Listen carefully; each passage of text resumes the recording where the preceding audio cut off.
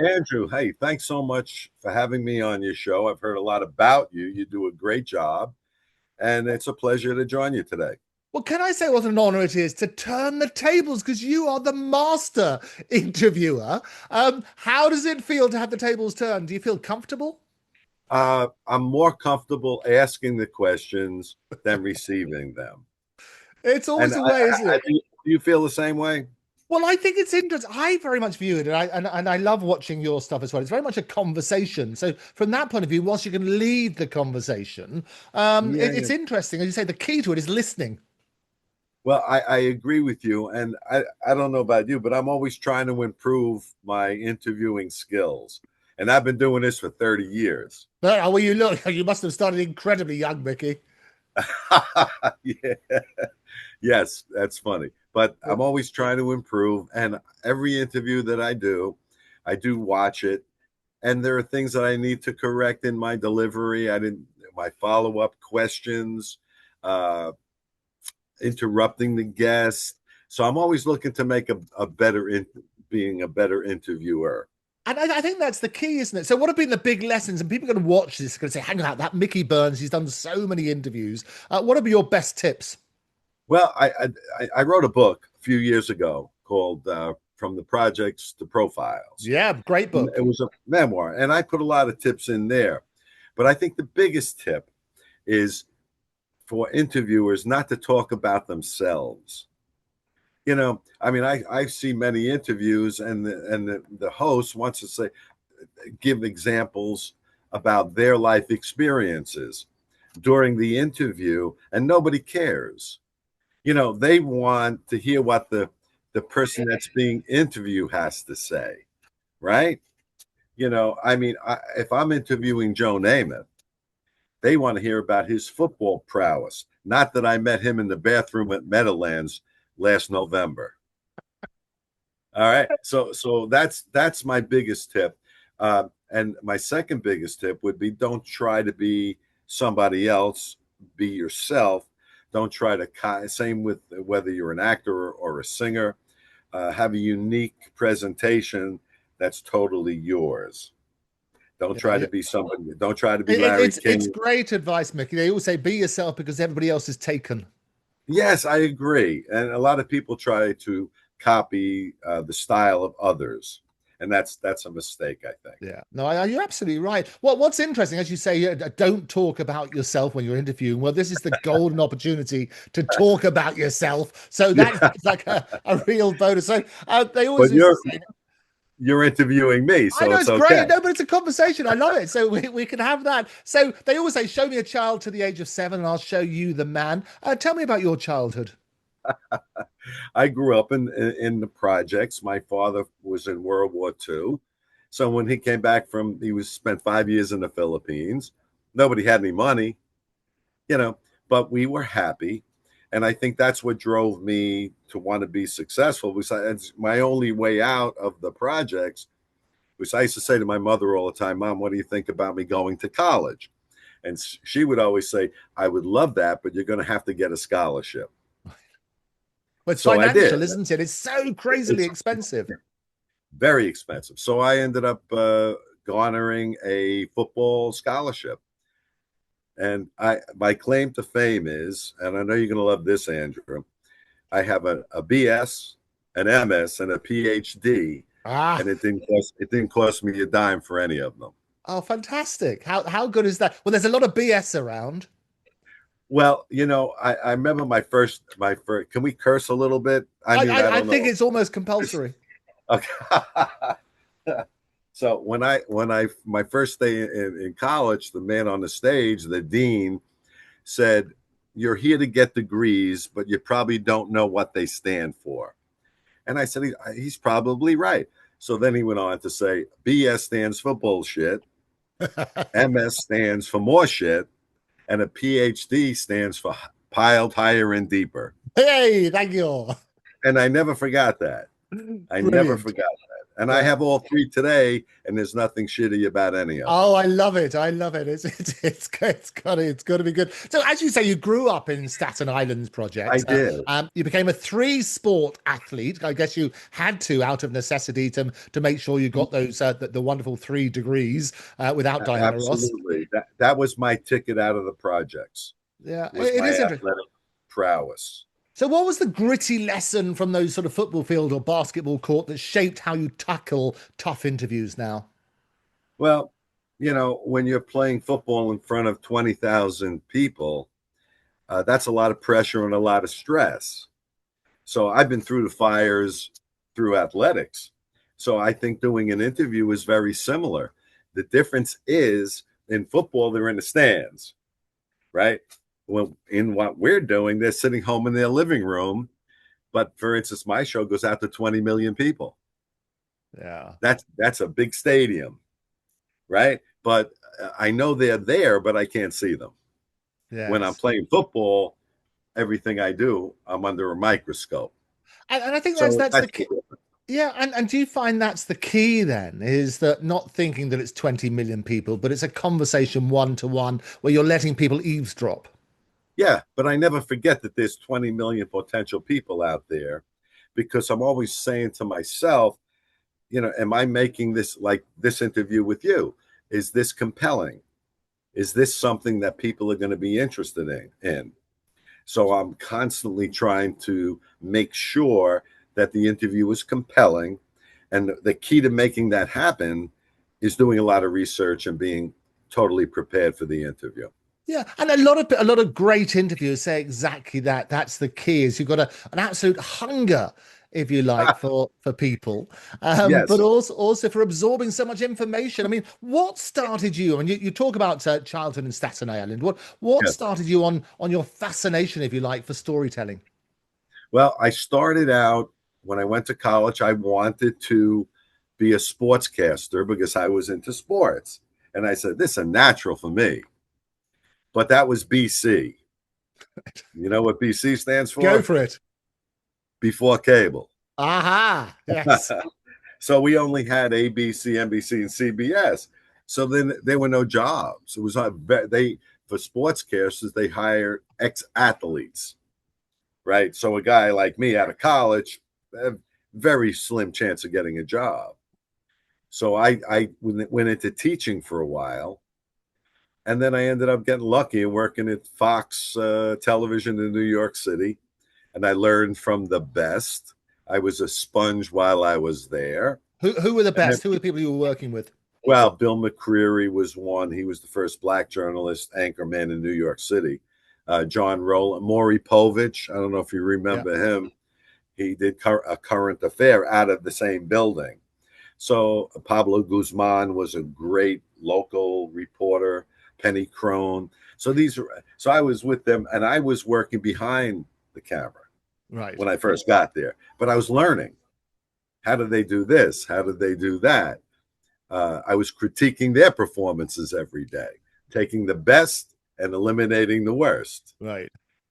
And then Rupert Murdoch took over, and he cut out all the overtime. So everyone there was struggling to pay their bills because they were losing half of their salary, which they were getting in overtime. So we moonlighted. We created our own production team. And they said, Mickey, we know you want to be the host, so you're the host of the show. And we did a show called a news magazine called Special Edition. And we did a contract with Time Warner. And now I was on television as a host and the front man.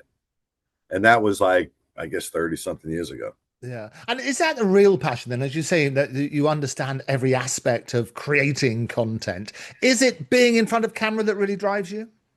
No, I think it's presenting educational, inspiring, compelling interviews that people can learn from. And I think that's what really drives me. I mean, I always say to people, they always say to me, Mickey, you'd be great on the radio because you have a great voice. Yeah. That's what they tell me, right? And I always say to them, I should have gone into radio. I wouldn't have to shave. I wouldn't have to you wouldn't have to buy a suit like you have on. Hey. Right. But I didn't. I went into television, and so be it. Well, it is interesting, and the good old days of the BBC here. People used to dress up in black tie, Yes, even though they couldn't yes, see them. right. It's funny because the people at the network that I work at have been telling me for years, Mickey, dress down a little bit, put on some khakis. I wear a suit like you do for Yeah. my interviews.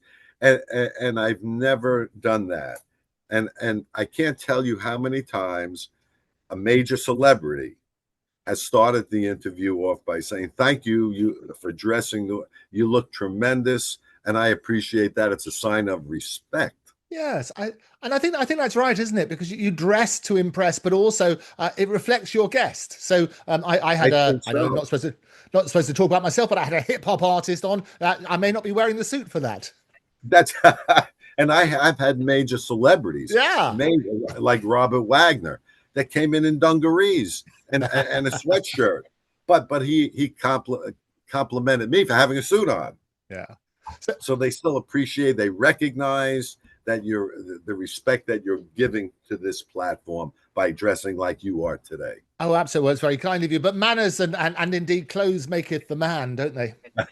Yeah, I know that's from the movie, isn't it? Yes, absolutely. I just watched that the other day. It was great. Brilliant. Now you've interviewed some great people. I mean, Joan Rivers, George Foreman, many, many, many. What's the one question you've asked a guest that unlocked a side of them that has never been shown on TV before? Well, I mean, it's shown.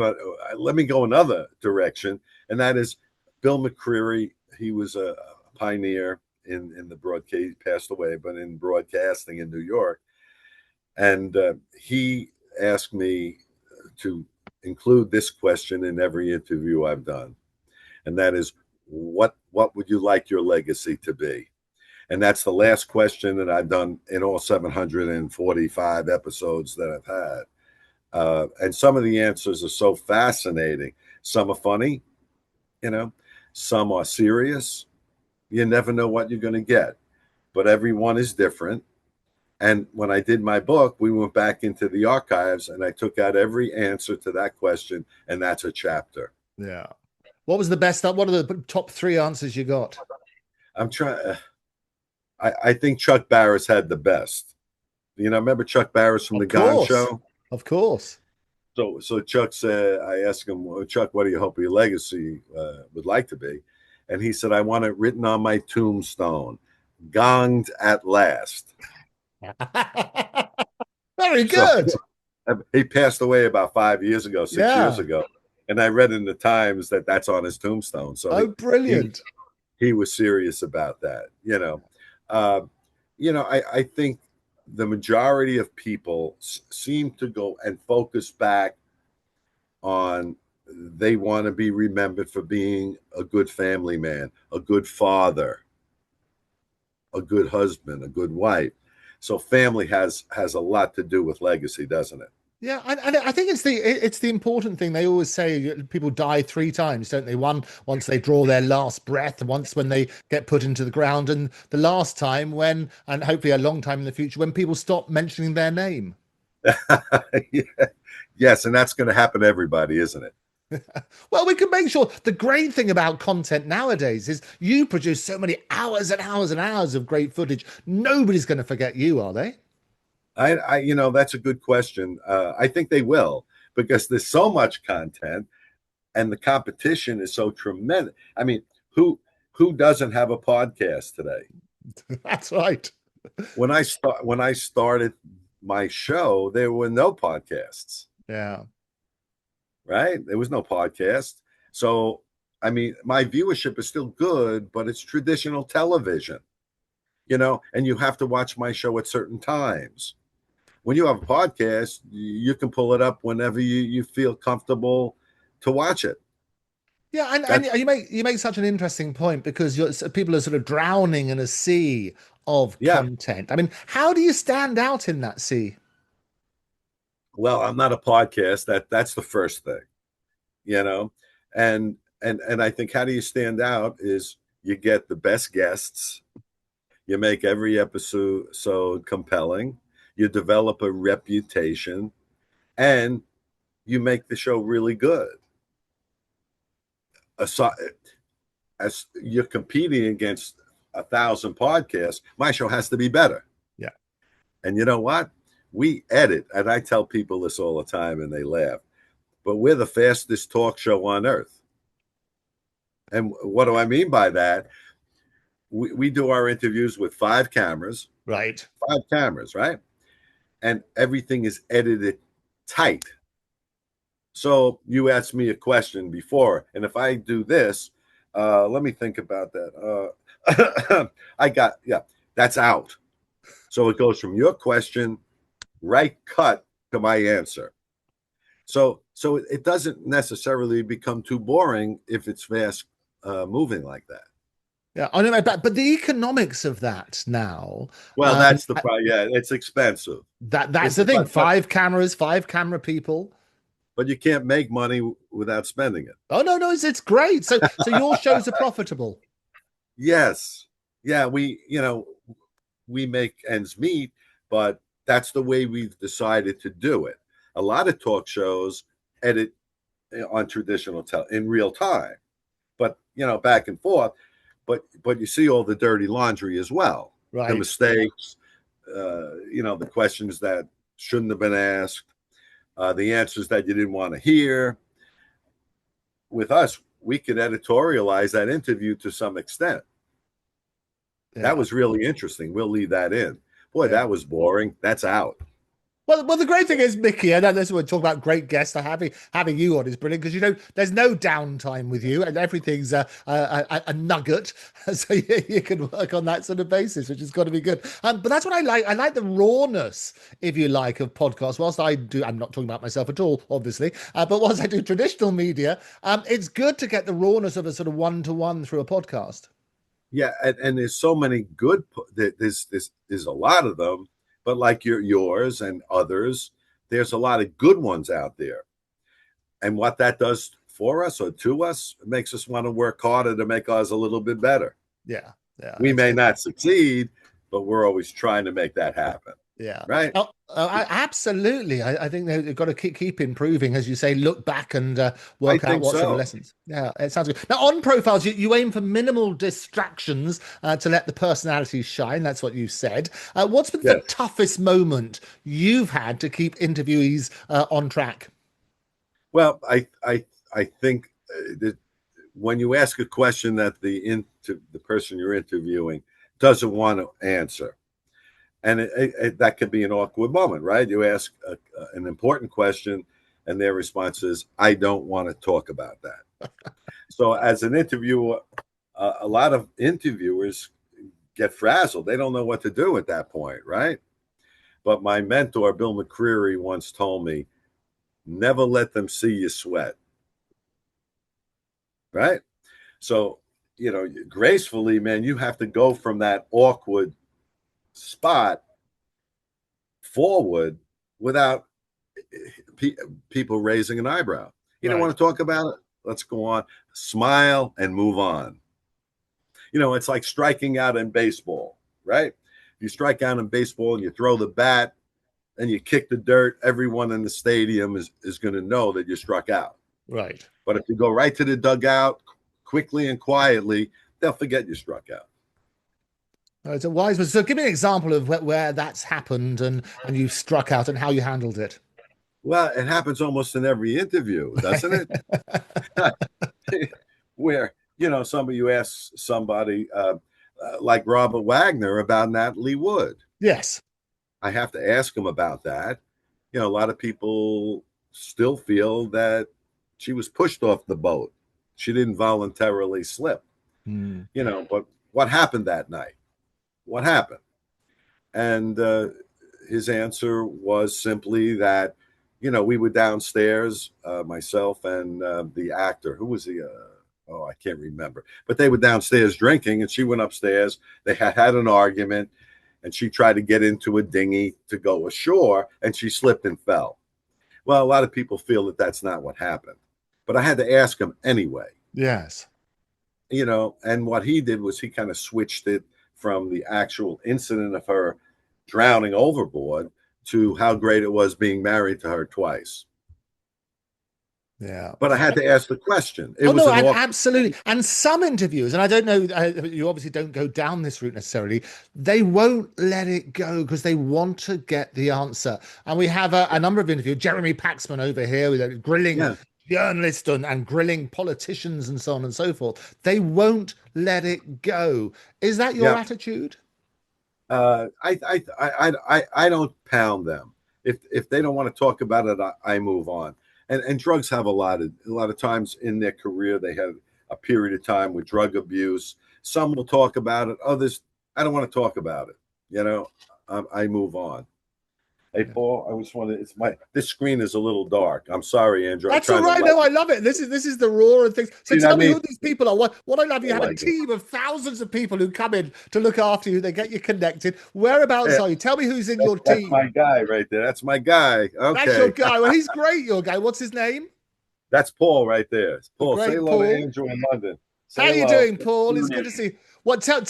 Paul. Tell me one good thing nobody knows about Mickey. Oh boy, that's a hard one. One good thing about Mickey. That nobody else would. That I'm handsome. Is that what you're going to tell? All right, go. Let him go back to Oh, work. he's gone. Andrew. There you go. I won't doggedly pursue that He one. Then. doesn't want. He doesn't want. He doesn't want to insult me. That's I all. understand. He wouldn't insult you. I All mean, right. a lot of interviews. They say the key to a good interview, apart from the massive research, is listening. What's one conversation you've had in your 400 plus episodes that really shocked you, if you like, which you weren't expecting? Well, I think when I interviewed Dr. Maya Angelou, right, and now I know, Andrew, going into this interview, I'm way over my head, right? I mean, she's got like 27 doctorate degrees. Yeah. But she said something very interesting during it, and she said, Mickey, electricity is a lot like talent. We use it, but we really don't know what it is and where it comes from. And I said, that is one of the greatest answers I think I've ever heard from a question. That was phenomenal. But some of the best things that have happened to me didn't necessarily happen during the interview, Andrew. They happened after it. Right. Right. Can I give you one example? Yeah, absolutely. Remember Eli Wallach? Of course. Actor, Good, Bad, and the Ugly. Fantastic. Fantastic. So after the interview, we said, Mickey, take a walk with me. So it's a June afternoon. I'm walking down Broadway with Eli Wallach. That's a good day, right? That's a great day. That's a great day. So we're walking down the street, and about a block and a half we go, and I stopped for a second. I said, Mr. Wallach, he's carrying a plastic bag. I said, what's in the bag? And he grabbed me. He said, my shoes. That's where we're going, to the cobbler to get them fixed. So Andrew, I said to him, I thought I'd be funny. And I said, why don't you just go to Macy's and get 5 new pair? You can afford it. And that's when he grabbed me by the wrist and he stopped me in mid-stride and he looked me right in the eye with those steel brown eyes, He said, Mickey, I have to tell you, I grew up during the Depression. And back then, we didn't buy new, we fixed old. Yeah. And I've never been able to shake that. Yeah. And I'm saying to myself, not only do you get a great interview, I'm getting a life lesson from Eli Wallach after the interview. Right? So when you get that nugget after the interview, what do you do with it? Well, I put it in my book. Right. There you go. Multimedia. That's what you're going to do. And another one was during the interview, Eric Roberts, great actor, should have been a leading man. Yeah. Turned out he was not. Right. And the reason was he had a bad cocaine habit during his heyday. Right. And he said, when I was trying to be a leading man, I was into cocaine and I was nasty to everyone. And he said, every one of those people that I worked with and was nasty with, they all rose up from the ashes and got even with me. Right? And then he said, my message to everyone in the business is be nice to everyone. Yeah. Because for those that you're not nice to, they will get even sooner or later. And it's kept him from being a leading man in Hollywood. Yeah. No, it's wise advice. Be nice to the people on the way up because you're going to meet them on the way down as well. Right. It's certainly right. Now you've worked on some fantastic stuff. It's a career that most people dream of. Emmy-winning specials like Pro Live versus Pro Choice. What's a high stake newsroom moment that taught you how to handle the pressures of producing profiles? Yeah, well, I my training ground was Fox, the local Fox, not national, Yeah. local, and they were very, very professional. And it was interesting how I got in there. What I learned about broadcasting, and this might be a lesson to people who are watching tonight who want to do what you do. Yeah. All right, uh, is that most people, not everyone, gets in because they know someone. Do you find that in London? Oh, absolutely. Any business. It's all about Okay. not just what you know, but who you know. They used to have a room off the newsroom, an office off the newsroom. And when people would send in their tapes from all over the country and all over the world, right? And once a month, the tapes would be almost up to the ceiling, Yeah. right? So the news director would come in and say, I want to see that room cleaned out by this afternoon. So they would come with the big barrels and throw it all in, you know. But a lot of people put their heart and soul into those tapes Absolutely. and into those packages that they were throwing in the garbage unopened, right? So I guess my message would be, you know, don't send random tapes to people you don't know. Yeah. Find a way to get in. If you have to run for the coffee, take a lowly job, get yourself in the system, and then work from within to get what you really want. And Yeah. I've seen that at Fox. I saw people who walked in, they were going running to get the coffee. And one of them, I don't know if you know who this is. He's on CNN all the time, John Miller. Of course. Yes. Well, he was go get the coffee at Yeah. Fox when I was there. Yeah. Matter of fact, he Fantastic. didn't have enough money for coffee. Bill McCreary used to give him $2 to get coffee. But he worked his way from within.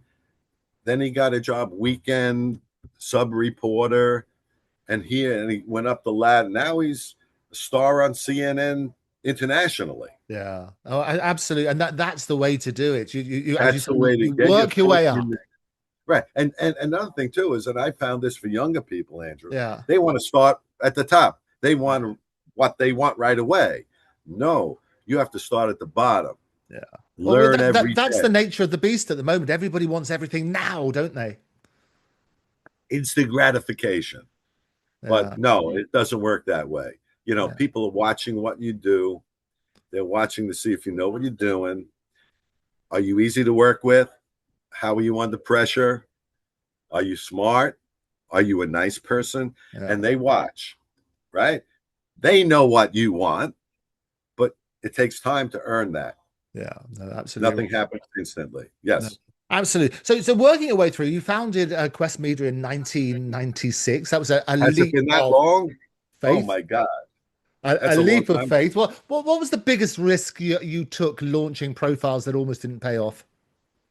Uh, well, you know, we were lucky, you know, because right off the bat, I knew we had something unique that was successful from day one.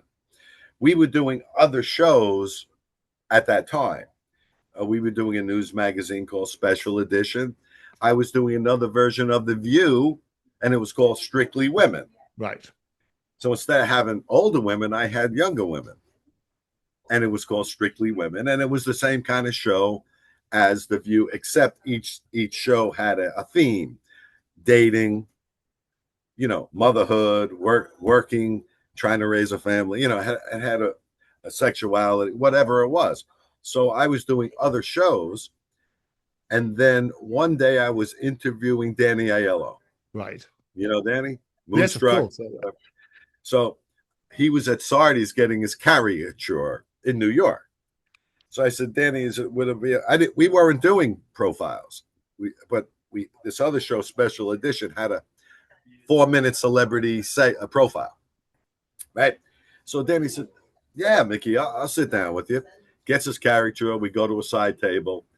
I need 4 minutes, right, for this segment. He ends up talking to me for 45 minutes. Yeah. And Andrew, it was great. Not a good interview. It was great.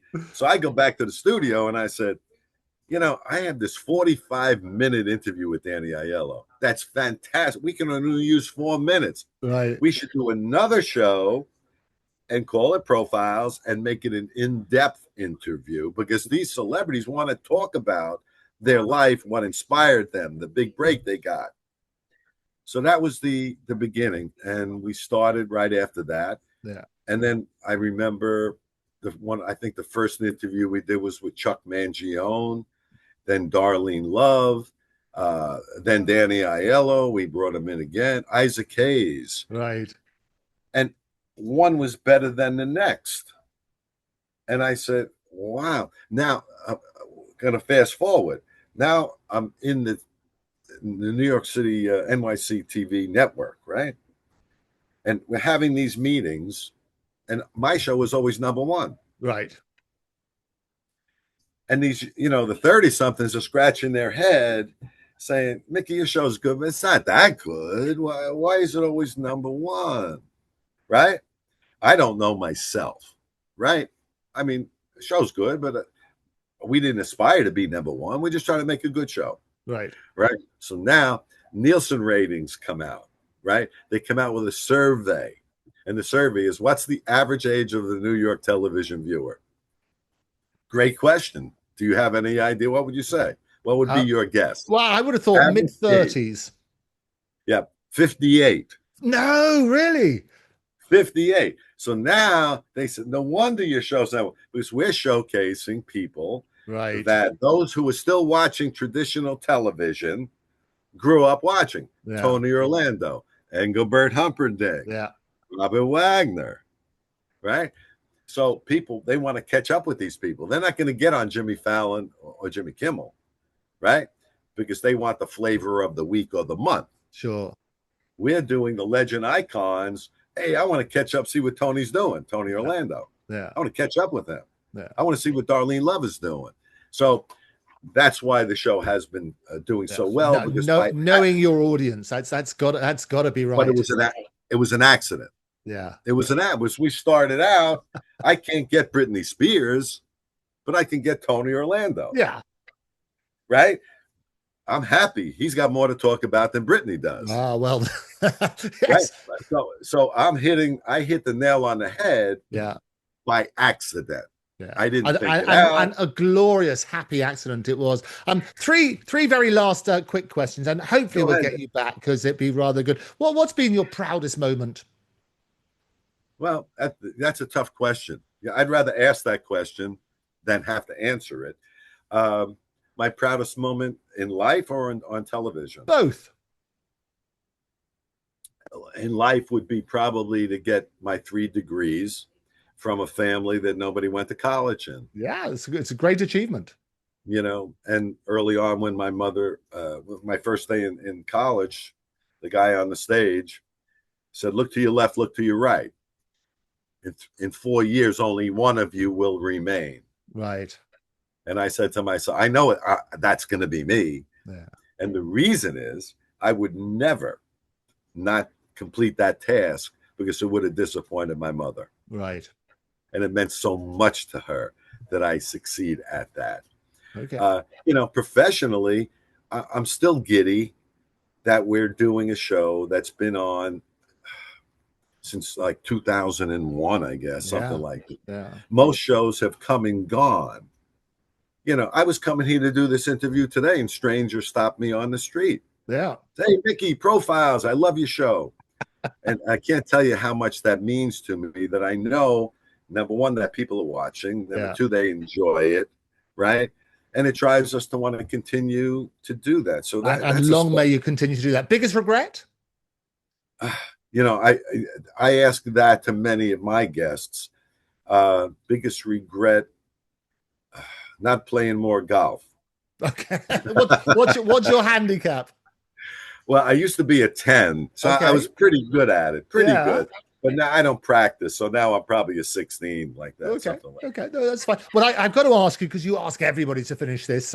What do you want your legacy to be? Well, that's a great question, and you did your research, Andrew, and I appreciate that.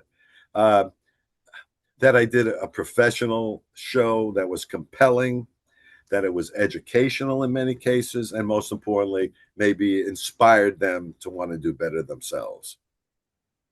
Fantastic stuff.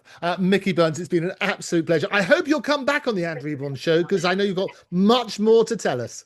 Yes, Andrew, I love your show, and continued success to you. Keep it up, and I'd come back anytime, and God bless you. God bless you too. Thanks a lot, Mickey Burns. Hi, I'm Mickey Burns, host of the Profiles TV show in New York City, and you're watching the Andrew Eborn Show.